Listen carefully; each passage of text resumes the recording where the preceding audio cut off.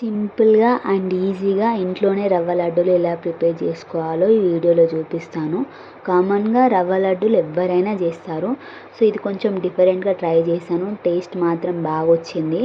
అదేంటంటే చూపిస్తాను, ఇప్పుడు చూడండి. ఫస్ట్ స్టవ్ పైన చిన్న గిన్నె పెట్టేసుకొని అందులో ఆయిల్ పోసుకోవాలి. సో నేను ఆయిల్ ఎందుకనంటే మేము ఎక్కువ నెయ్యి తినము కాబట్టి స్మెల్ వస్తుందని ఆయిల్ తీసేసుకున్నాము. ఇక్కడ ఏంటంటే బాదం, జీడిపప్పు అండ్ అలాగే సన్ఫ్లవర్ గింజలు, నెక్స్ట్ వచ్చేసి గుమ్మడికాయ గింజలు ముక్కలు కట్ చేసుకున్నాను. సో ఇదే స్పెషల్ అన్నమాట, సన్ఫ్లవర్ గింజలును అండ్ అలాగే గుమ్మడికాయ గింజలు.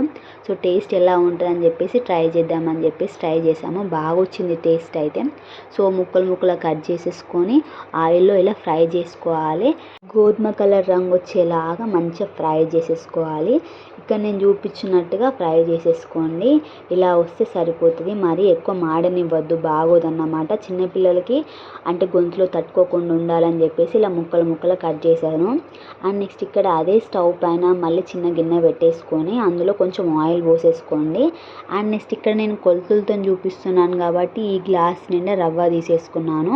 ఈ రవ్వను ఆయిల్లో పోసేసుకొని మంచిగా నెమ్మదిగా కలుపుకోండి. ఇదంతా లో ఫ్లేమ్లో పెట్టేసుకొని మెల్లిగా కలపండి. సో బాగా గ్యాస్ పెడితే ఏమవుతుంది అంటే కింద మొత్తం మాడిపోతూ ఉంటుంది మనం కలిపే కొద్దీ, అండ్ మీదనేమో మొత్తం పచ్చిగా ఉంటుంది. అందుకే లో ఫ్లేమ్లో పెట్టేసుకొని ఒక 15 మినిట్స్ పాటు మంచిగా మెల్లిగా కలుపుకుంటూ కూర్చోండి. అండ్ అలాగే పక్కన ఇందాక నేను తీసుకున్న గ్లాస్ ఉంది కదా రవ్వతో, ఆ గ్లాస్తో హాఫ్ వరకు చక్కెర తీసేసుకున్నాను. మీకు స్వీట్ అంటే ఎక్కువ ఇష్టం ఉంటే కొంచెం ఎక్కువ కూడా తీసేసుకోవచ్చు. దాన్ని స్టవ్ పైన గిన్నె పెట్టేసి ఆ గిన్నెలో కొన్ని వాటర్ తీసేసుకోవాలి. చక్కెర తీసేసుకున్నాం కదా, సో దాంట్లో సానికి వాటర్ తీసేసుకొని అండ్ లో ఫ్లేమ్లో పెట్టేసుకొని మెల్లిగా కలుపుకుంటూ కరిగేరాక కలుపుకుంటూ కూర్చోవాలి. నెక్స్ట్ ఇటు సైడ్ మనం రవ్వ పెట్టేసుకున్నాం కదా, అది బ్రౌన్ కలర్ వచ్చేలాగా ఉంటుంది, కొంచెం మనకు తెలుస్తూ ఉంటుంది.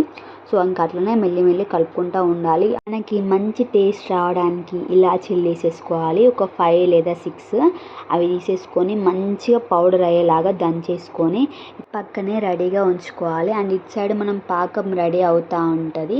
ఇటు సైడ్ మనం పక్కన పెట్టేసుకున్న ఇలాచీ పౌడర్ ఉంది కదా, ఆ పౌడర్ని మనం మెత్తగా దంచేసుకొని పక్కన పెట్టేసుకున్న దాన్ని ఈ పాకం దాంట్లో వేసేసుకొని మంచిగా మిక్స్ చేసుకోవాలి, మొత్తం అది కలిసేలాగా అన్నమాట.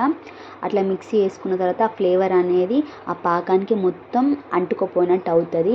ఇటు సైడ్ మనం పక్కన ఉంచుకున్న రవ్వ ఉంది కదా, ఆ వేంపిన రవ్వలో ఈ డ్రై ఫ్రూట్స్ అదేనండి బాదం, జీడిపప్పు, సన్ఫ్లవర్ గింజలు అవన్నీ దాంట్లో వేసేసుకొని మంచిగా కలుపుకోవాలన్నమాట ఒక 5 మినిట్స్. ఆ 5 మినిట్స్ తర్వాత ఈ రవ్వలో ఈ పాకాన్ని అందులో వేసేసుకొని మంచిగా మిక్స్ చేసుకోవాలి. ఒక 5 మినిట్స్ దాకా వేడి మీద బాగా మిక్స్ చేసుకుంటూ కూర్చోవాలి. సో అది ఏంటంటే మంచిగా మిక్స్ అయిపోతుంది అన్నమాట.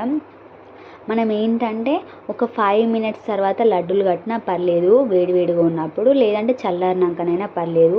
పాకానికి అతుక్కున్నాక లడ్డూలు ఖచ్చితంగా వస్తే రాదు అని చెప్పేసి టెన్షన్ ఏం పడకండి. ఒకవేళ కొంచెం అటు ఇటు కొలతలైనా కూడా అయ్యో పాకం సరిపోలేదని చెప్పేసి అనుకోకండి. అదే స్టవ్ పైన కొన్ని వేనీళ్ళు పెట్టేసుకొని మనం కలుపుకునే కొద్దీ ఆ హీట్ వాటర్ని ఈ రవ్వ దాంట్లో పోసేసి కూడా మనం రవ్వ లడ్డూలు చేసేసుకోవచ్చు. పాకం పోయిందని చెప్పేసి టెన్షన్ పడకండి. చూసారు కదా ఎంత బాగా అనిపిస్తుందో, చాలా బాగుంటుంది టేస్ట్ అయితే. ఇప్పుడు నేను చూపిస్తాను చూడండి, ముద్ద ఎంత మంచి గట్టనీకి వస్తుందో. ఇట్లా కొలతలు కొద్దిగా వేస్తే బాగుంటుంది అన్నమాట. చూడ్డానికి అయితే ఎంత బాగుందో కదా, తింటే కూడా సేమ్ అంతే టేస్ట్, చాలా బాగుంది. నాకైతే చాలా ఇష్టం, ఫ్రీగా ఉన్నప్పుడు వేసుకుంటూనే కూర్చుంటా. చాలా బాగుంటుంది టేస్ట్ అయితే. స్వీట్స్ తినడం అంటే చాలామందికి చాలా ఇష్టం ఉంటుంది.